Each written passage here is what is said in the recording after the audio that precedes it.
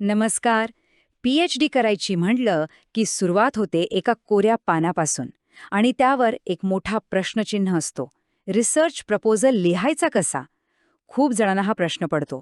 तर आजच्या या मार्गदर्शिकेत आपण याच प्रश्नाचं उत्तर शोधणार आहोत, अगदी सोप्या, सरळ आणि स्पष्ट टप्प्यांमध्ये. चला मग सुरुवात करूया.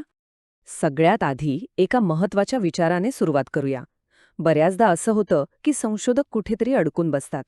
पण गंमत म्हणजे याचं कारण विषय अवघड आहे असं नसतं, तर नक्की काय शोधायचं आहे ती दिशाच सापडत नसते. आणि हेच डॉक्टर अर्जुन यांचं वाक्य अगदी नेमकं सांगतं. याच गोंधळाला माहितीये प्रपोजल पॅरालिसिस असंही म्हणतात. म्हणजे सगळं काही थांबून जातं. पण काळजीचं काहीच कारण नाही. कारण आज आपण या कोऱ्या पानाच्या भीतीपासून एका ठोस, स्पष्ट आराखड्यापर्यंतचा प्रवास एकत्र करणार आहोत. बरं, ह्या प्रवासातली पहिली आणि सगळ्यात महत्वाची पायरी काय असेल? तर ती आहे 2 शब्दांमधला फरक समजून घेणं. अनेक जणांचा रिसर्च प्रपोजल आणि सिनॉप्सिस या 2 शब्दांमध्ये हमखास गोंधळ होतो.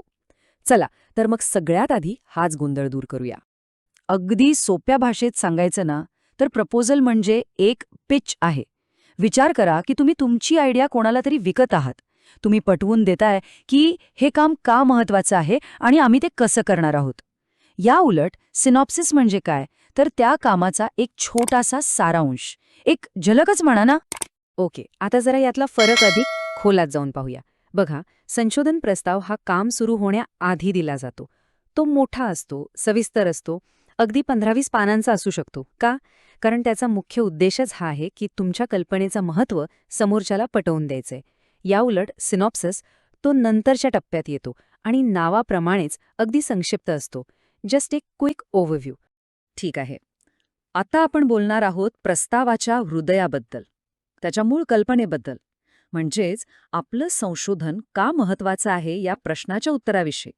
चला तर मग या सर्वात महत्वाच्या भागाकडे वळूया. तर हा रिसर्च गॅप म्हणजे नेमकं काय असतं? ऐकायला शब्द मोठा वाटतो, पण संकल्पना खूप सोपी आहे. तुमच्या क्षेत्रातला असा एखादा प्रश्न किंवा अशी एखादी समस्या ज्याचं उत्तर अजून कोणी दिलेलं नाही किंवा ज्यावर अजून कोणी काम केलेलं नाही, बस तोच असतो रिसर्च गॅप. आणि ही संकल्पना समजून घेण्यासाठी एक खूप सुंदर उदाहरण आहे. कल्पना करा की संपूर्ण मानवी ज्ञान म्हणजे एक प्रचंड मोठं जिक्सा पझल आहे. आणि या पझलमध्ये कुठेतरी एक तुकडा हरवलाय. तुमचा रिसर्च, तुमची PhD म्हणजे काय, तर तो हरवलेला तुकडा शोधणं आणि त्याला योग्य जागी बसवणं. किती छान कल्पना आहे, नाही का? ओके, मग महत्वाचा प्रश्न हा येतो की असा गॅप शोधायचा कसा? तर यासाठी काही ठोस मार्ग आहेत. पहिलं, कदाचित एखाद्या विशिष्ट जागेवर किंवा शहरावर कोणी अभ्यासच केला नसेल. दुसरं, एखाद्या विशिष्ट सामाजिक गटावर संशोधन झालेलं नसेल. तिसरं, कधीकधी 2 वेगवेगळ्या अभ्यासांचे निष्कर्ष एकमेकांच्या विरुद्ध असतात. तिथे एक गॅप असतो. चौथं, कदाचित एखादी नवीन संशोधन पद्धत वापरून जुना प्रश्न सोडवता येईल. आणि 5, जग बदलतंय, परिस्थिती बदलतीये, त्यामुळे जुने सिद्धांत पुन्हा तपासावे लागतात. यात कुठेही तुम्हाला तुमचा गॅप सापडू शकतो. चला, समजा आता आपल्याला संशोधनाची मूळ कल्पना सापडली. तो हरवलेला तुकडा मिळाला. आता पुढे काय? तर पुढचा टप्पा आहे त्या कल्पनेला एका व्यवस्थित औपचारिक प्रस्तावाच्या आराखड्यात बसवणं. बघूया हे कसं करायचं. तुम्ही कधी एखादा रिसर्च पेपर पाहिलाय? त्याची जी एक ठरलेली रचना असते ना, जवळजवळ तशीच रचना आपल्या प्रपोजलची पण असते. म्हणजे एक प्रकारे तुमचा प्रस्ताव हा तुमच्या भविष्यातल्या शोधनिबंधाची पहिली ब्लूप्रिंटच आहे, पाया आहे तो. आता बघा, हे आहेत प्रस्तावाचे मुख्य विभाग. सुरुवात होते एका आकर्षक शीर्षकाने, मग येतो एक छोटासा सार, त्यानंतर परिचय आणि पार्श्वभूमी. इथे तुम्ही कथा सांगायला सुरुवात करता. मग येतो साहित्य आढावा, जिथे तुम्ही दाखवून देता की तो रिसर्च गॅप तुम्हाला कसा सापडला. यानंतर येतात तुमचे संशोधनाचे प्रश्न आणि उद्दिष्ट्य. आणि मग येतो सगळ्यात महत्वाचा भाग, तुमची कार्यपद्धती. हे सगळे विभाग एकत्र येऊन तुमच्या संशोधनाला एक भक्कम, तर्कशुद्ध रूप देतात. आता प्रस्तावातला एक भाग असा आहे जिथे परीक्षकांची नजर खिळून राहते, आणि तो म्हणजे तुमची कार्यपद्धती, म्हणजेच मेथडॉलॉजी. इथे तुम्हाला अगदी स्पष्टपणे सांगावं लागतं की तुम्ही तुमचं संशोधन नक्की कसं करणार आहात. हा भाग खूप महत्वाचा आहे. मुख्यतः संशोधनाचे 2 मार्ग आहेत. एक आहे संख्यात्मक, म्हणजे जिथे सगळा खेळ आकड्यांचा असतो, डेटा, स्टॅटिस्टिक्स, गणिती विश्लेषण.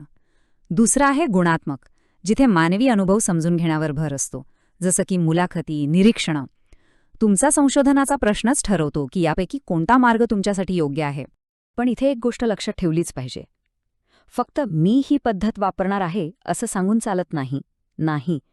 तुम्हाला हे सिद्ध करावं लागतं की तुमच्या विशिष्ट संशोधन प्रश्नासाठी तीच पद्धत सर्वोत्तम का आहे.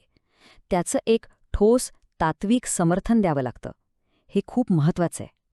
आता आपण जवळजवळ शेवटच्या टप्प्यावर आलो आहोत. तुमचा प्रस्ताव अंतिम करण्याआधी आपण काही सामान्य चुकांवर नजर टाकूया. या चुका जर टाळल्या तर तुमचा प्रस्ताव अजून जास्त मजबूत आणि प्रभावी होऊ शकतो. एक प्रकारची फायनल चेकलिस्टच समजा. या काही सामान्य चुका आहेत ज्या हमखास होतात आणि प्रस्ताव कमकुवत करतात. जसं की संशोधनाची समस्या जर अस्पष्ट असेल तर पुढे सगळाच गोंधळ उडतो. किंवा साहित्य आढावा म्हणजे फक्त पुस्तकांची यादी देणं नाही, तर त्यातून तो गॅप कसा दिसतो हे दाखवणं गरजेचं आहे. तुमची कार्यपद्धती का निवडली याचं समर्थन न देणं ही सुद्धा एक मोठी चूक आहे. आणि सर्वात महत्त्वाचं, तुमच्या संशोधनाचं योगदान काय हे जर तुम्ही स्पष्ट शब्दात सांगितलं नाही तर त्याचं महत्त्व समोरच्यापर्यंत पोहोचणारच नाही. या चुका टाळल्या ना की तुमचा प्रस्ताव नक्कीच वेगळा आणि प्रभावी ठरेल. तर लक्षात ठेवा, तुमचा प्रस्ताव हा फक्त काही कागद नाहीत, तो तुमच्या संपूर्ण PhD प्रवासाचा रोडमॅप आहे.